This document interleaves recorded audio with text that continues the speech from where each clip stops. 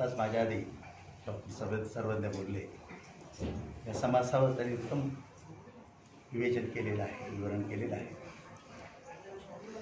आणखी विशेष काय बोलण्यासारखं नाही आहे. तुम्हाला बरंच कळलं असेल. आणि हे समाज दासवादी आपण नेहमीच ऐकतो. परंतु परब्रह्म, मूळ माया, ब्रह्म, आत्मा सर्व एकाचीच नावं आहेत. एकाचीच नावं आहेत. जे परमसत्य आहे.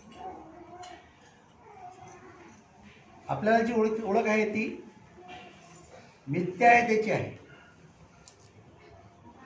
सत्य आहे त्याची ओळखच नाही आपल्याला. आपण संभ्रमात का आहोत? मिथ्यातेची सत्य झालं, सत्यतेची मिथ्या झाली. मिथ्या ही एक कल्पना. त्या कल्पनेतून जे तुमचे मूळ स्वरूप आहे, ब्रह्मस्वरूप, त्याचा विसर. आणि हे जो मिथ्या आहे, मी देहाच्या ओळखीचा, वाजेचा पुत्र म्हटलेला आहे, कल्पित पुरुष म्हटलेला आहे, तो मी अशी कल्पना करता. आणि म्हणून तुम्ही त्या सत्याला विसरता आणि मिथ्याला मोठा करता. भेट कशी होणार? जीवनात प्रत्येकाचा अट्टहास कशासाठी आहे आणि का आहे? वासनेपोटी जन्म झाला, जीव रूपाने, अज्ञान रूपाने देह मी कल्पना केली आणि देह सुखासाठी धडपडला. सुख प्राप्त करायचा प्रयत्न कशातून करतोय? जे मिथ्या आहे त्याच्यात. आणि मिथ्याला सत्य म्हणतोय. भौतिकात जेवढं काही आकार स्वरूप आहे ते सत्य आहे असं मानतो आपण, गुणस्वरूप, आकार स्वरूप. आणि त्याच्यातून आपल्याला सुख मिळणार आहे, सगळी सुख, इच्छा, वासना पुऱ्या होणार आहेत अशी कल्पना करतो. जे सारखं बदलत आहे, जे अनित्य आहे, ज्याला माया म्हटलेलं आहे, मृगजळ म्हटलेलं आहे, स्वप्न म्हटलेलं आहे, ते तुमची इच्छा वासना कशी पुरी करणार? स्वप्नामध्ये राजा झालात, उंची वस्त्र आले, जाग आली तर फाटकं लुगडं असेल किंवा फाटका सदरा असेल, वस्तुस्थिती आहे. म्हणून मिथ्या जगतातून तुम्ही सगळे भोग भोगू इच्छिता आणि सुख शांती समाधान प्राप्त करू इच्छिता. कधीही सुख मिळणार नाही, सुख शांती मिळणार नाही. उलट भोगाची अपेक्षा ठेवून भोग भोगत राहिले तर इच्छा वासना वाढतात. कारण मिथ्यातून भोगायला जाताना एक जगत मिथ्या ब्रह्म सत्य असं कळलं तर हे सगळे उपद्व्याप थांबतील ना. मायाजळाच्या मागे, मृगजळाच्या मागे धावतो आहोत, स्वप्न खरं म्हणून त्याच्यातून प्रयत्न करतो आहोत. हे विश्व ते आपोआप थांबेल. सगळ्या इच्छा वासना आणि मी जे आहे ही कल्पना आणि जग सत्य आहे ही कल्पना संपली तर शिल्लक राहिले ते तुमचे परब्रह्मस्वरूप, ब्रह्मस्वरूप, दुसरं काही नाही. म्हणून सद्गुरुवचनावर पूर्ण श्रद्धा विश्वास पाहिजे, पूर्ण श्रद्धा विश्वास पाहिजे. भक्तीचा, परमार्थाचा उद्देश काय आहे? परमार्थ शब्दच कसा आहे? परमार्थ. पण तो संग जडला आहे, तो संग त्याग झाला पाहिजे, निसंग झाले पाहिजे, तेव्हाच ते घडणार आहे. संग या मिथ्याचा जडला आहे ना, त्याच्यातून निसंग झाले पाहिजे. काय टाकायचं नाहीये, काय सोडायचं नाही, कुठे पळायचं नाही. ओळखायचं आहे, जाणायचं आहे. आणि ते ओळखणे, जाणणे किंवा कळणे, आता जसे म्हणाले तसे ते कळणे, हे सोपं करून दिलंय गुरुने, सद्गुरूने. तुम्हाला ज्ञान भांडाराची किल्लीच देऊन ठेवली आहे. महावाक्याच्या स्वरूपामध्ये ती ओळख घट्ट करायची आहे, त्या ओळखीने राहायचं आहे. अवघड नाही. एक मुलगी असते, मुलगी म्हणून आई बापाची मी मुलगी आहे, भावाची बहीण आहे अशी म्हणून जीवन जगते. लग्न होताच मी पत्नी आहे, मग मी माता आहे, मग मी सून सासू आहे, मी बहिणी आहे, मी भाऊ, अनेक नाती जपते. विचारात बदल करते ना. काय अवघड होतं? निश्चयाने धरलं, काय अवघड नाही. इथे तेच करायचं आहे, इथे तेच करायचं आहे. तुमच्या देहासहित, तुमच्या ज्ञानासहित, तुमच्या विश्वासहित सगळं मिथ्या आहे, काही खरं नाही. पण देहाच्या गरजेसाठी त्यातल्या काही गोष्टींची गरज आहे, म्हणून त्याच्याकडे लक्ष ठेवायचं आहे. किती निसर्गवाने सांगितलं आहे, देहाच्या गरजा ओळखून त्या गरजा पुरताच विचार करतो आहे, तेव्हाच त्याला ब्रह्मस्वरूप कळणार आहे. विषयामध्ये अडकला तर कळणार नाही. तेवढंच करायचं आहे, तेवढंच जाणायचं आहे. आणि सद्गुरूने तुम्हाला ते सोपं करून दिलं. मी आताच म्हणालो, मग या सगळ्यातून मुक्त होण्यासाठी सद्गुरू जे ज्ञानबोध दिला आहे तो नित्य नेमाने चाटला पाहिजे. चाटणे हा निसर्ग तुम्हाला शब्द होता. चाटा म्हणायचे. चाटतो माणूस कधी? आवड निर्माण झाली. तर ते गुरुवचनाची, सद्गुरु वचनाची आवड निर्माण झाली पाहिजे. आवड निर्माण झाली की हे सगळ्यातून वृत्तीची निवृत्ती होते, मनाचे उन्मन होते आणि स्वस्वरूपी बनते. तिथे जाणीवभाव नाही, तिथे ज्ञानही नाही. ज्ञानही गेले, ज्ञानही गेले, अज्ञानही गेले, अप्रोक्ष विपरीत ज्ञान पण गेले. शिल्लक राहिले तेच सत्य नित्य शाश्वत तुमचे निज स्वरूप, ज्याला परब्रह्म ब्रह्म ब्रह्म म्हणतात. ते त्याचा उद्भव मूळमायेतून, या समासात सांगितलं, मूळमायेतून झाला. मूळमाया म्हणून काय? अशी जाणीव. निसर्ग म्हणाले किंचित निर्गुण निराकार परब्रह्म ओढले होते, त्याकडनं अबाधित आहे, अविनाशी आहे, सर्व काही तेच आहे, दुसरं तिथे नाही, द्वैत नाही, सहज पडलेलं आहे. पण त्याच्यामध्ये अनंत शक्ती आहेत. त्या अनंत शक्तीमुळे थोडीशी किंचित हाल झाली, किंचित, आणि अहम अशी जाणीव झाली. आहे कोण, काय, कुठे, स्थळ का, काही नाही, बस आहे. ते आहे, पण तेच वाढले, त्यालाच मूळ माया म्हटले, त्यालाच ईश्वर म्हटले. ते तुमच्यामध्ये जाणीव रूपाने वावरते आहे, वेगळे काही नाही. त्याची दोन अंग, एक ज्ञानस्वरूप आणि शक्तिरूप. तुमच्या देहामध्ये काय आहे? तुमच्या देहाचे सगळे व्यवहार कशामुळे होत आहेत? जगाचे सगळे व्यवहार कशामुळे होत आहेत? त्या ज्ञानामुळे, जाणीवेमुळे आणि चैतन्य म्हणून त्या शक्तीमुळे. त्याच्यामुळे काय आहे? ह्याला पोचतं कोण? अन्नरस. ते ज्ञान आणि शक्तिरूप, त्याला प्रकृती पुरुष म्हटले. जे उद्भव झाला त्याला मूळमाया म्हटले, त्याची दोन अंग म्हणून त्याला प्रकृती पुरुष म्हटले.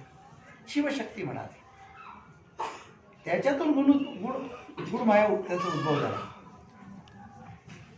सत्वरजतम. डॉक्टर सगळे चांगलं विवरण केलं त्या तिन्ही गुणांना. मी काय परत बोलत नाही, आताच ऐकलं, धरून ठेवा. त्याच्यातून पंचमहाभूते निर्माण झाली. आकाश म्हणून नुसती पोकळी, जिथे पोकळी तिथे वायूचा उद्भव होतो. वायूची दोन अंग, शीतल आणि उष्ण. त्या उष्णांगातून अग्नीचा उद्भव झाला आणि शीतलातून पाणी निर्माण झालं आणि अग्नी आणि पाण्याच्या संयोगातून पृथ्वी निर्माण झाली. आणि या पंचमहाभूतांच्या संयोगातून वनस्पती निर्माण झाल्या.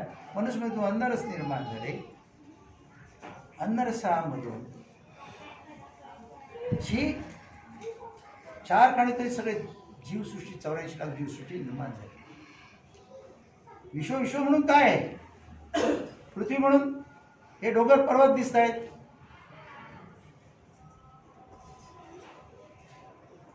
जसं आपण म्हणतो पिंड आणि ब्रह्मांड. पिंड म्हणजे तुमचा देह, ब्रह्मांड म्हणजे विश्व. दोन्हीमध्ये पंचभूत 3 गुण आहेत. तुम्ही त्याचं नीट विवरण केलं, जसं दासबोधामध्ये रामदासमध्ये पंचीकरण एक समास लिहिला, त्याच्यामध्ये उत्तम विवरण केलंय. वायू कसा तुमच्या अंगामध्ये, अग्नी कसा आहे, पृथ्वीचा हिस्सा काय आहे, पाण्याचा हिस्सा काय आहे, आकाश म्हणून काय आहे, ते सुंदर लिहिलंय. तुम्ही वाचता ऐकता, पण थोडं अवघड वाटलं की तिकडे लक्ष देत नाही आणि मग दुर्लक्ष करतात. पण आणखी एक विशेष गोष्ट सांगायची, ज्ञान नुसतं ऐकून सुद्धा करणार नाही. पुढे जाऊन हे म्हणे हे ऐकायची पण गरज नाही. सद्गुरू वचनावर विश्वास ठेवला तर आपोआप कळते. त्याला शिक्षणाची गरज नाही. आता उदाहरण की 2-3 उदाहरण चांगल्या संतांची दिली त्यांनी. अशिक्षित होते, ते शिकले नव्हते काय, पण ज्ञानी होते, शहाणे होते, ज्ञानी. मूर्ख म्हणता येणार नाही, अडाणी म्हणता येणार नाही. कारण एक सद्गुरू वचनावर विश्वास ठेवला, बस स्वस्वरूपी होत राहिले. उद्भवलं गुरुप्रचिती, शास्त्रप्रचिती, आत्मप्रचिती. सहज उद्भवतो, सहज उद्भव. नुसता तुम्ही सद्गुरू वचनावर विश्वास ठेवून साधन भक्ती केली, त्याने सांगितल्याप्रमाणे 4 भजनं आणि ध्यानधारणा. आता मी जे बोलतो का समास आहे म्हणून ते बोलायचं म्हणून सांगायचं, इतकं कळलं नाही, त्या अवघडमध्ये शिरायची गरज नाही. विसर्ग महाराज येऊन सांगायचे, मी काय सांगतो तुम्हाला कळणार नाही, ऐकून ठेवा. नाही हे सगळं झालं तुमच्याने तर फक्त जय गुरु म्हणा आणि महावाक्याचं स्मरण ठेवा. हे 4 भजनं घेतलेले मालिका. बाकी काय करायचं? ज्ञान प्राप्त करायला गेले तरी कधीही किती जन्म घेतले तरी तसं कळेल, पण ते तुमचे होणार नाही. कारण मुळे तुमचेच आहे. तुमचेच असल्यामुळे तुम्ही वेगळेपणाने शोधा गेले तर ते तुम्हाला सापडणार नाही. ते आत्मप्रचितीच पाहिजे आणि ती गुरुकृपेने होणार आहे. आणि ती गुरुकृपा कधी होणार आहे? सद्भक्तीने तेव्हाच होणार आहे. सप्ताह काय आहेत, का कशाला आहेत, नित्यनेमाची 4 भजनं काय आहेत, सद्गुरूचे ज्ञान श्रवण केले पाहिजे का आहे, तर त्यानेच होणार आहे. ते दुसरं काही करायची गरज नाही. जास्त वाचायचं पण नाही. वाचायला गेलं तर त्यात अडकायला होतं. हे पंचतत्वाचं शरीर आहे, विश्वही पंचतत्वाचं आहे. अष्टधा प्रकृती म्हटलं 3 गुण पंचमहाभूते म्हणून हे कळण्यासाठी म्हटलेलं आहे. पण विवरण करायचं, ज्याला ज्ञान म्हणून शाब्दिक ज्ञान प्राप्त करायचं त्याने हे करायचं. आत्मप्रचितीचं ज्ञान आहे, ज्याला हवंय त्याला हे सगळं करायची गरज नाही. गुरुवचनावर श्रद्धा विश्वास बस. कारण शब्दज्ञान संपू शकते, विसर पडू शकतो, पण आत्मप्रचितीने उद्भव झालेला त्याचा कधी विसर पडत नाही. ते सहज आहे. फक्त संभ्रम दूर झाला, अज्ञान दूर झाला, मायेचा पडदा हटला. ही स्वरूपाची प्रचिती. सद्गुरु भक्तीशिवाय पर्याय नाही. मी दरवेळी सांगतो, भक्ती ज्ञानाची जननी आहे. ज्ञान म्हणजे आत्मज्ञान, स्वस्वरूपाचं ज्ञान. गुरु कृपेशिवाय नाही. गुरुशी प्रामाणिक राहा. सकाळी सांगितलं, गुरुशी प्रामाणिक कधी व्हाल? इथे बसाल तेव्हा, नित्यनेमाने साधन भक्ती कराल तेव्हा, आणि जे तुमच्यामध्ये दुर्गुण, दुराचार, दुर्वासना असतील, मळ, त्याला दूर करा, हटवा. आणि शुद्ध भाव कुठे? फळे रसाळ गोमटी. बस तुमचं स्वरूप आनंदच आहे, सच्चिदानंद आहे. तुम्ही विसरलेत, भ्रम झाला.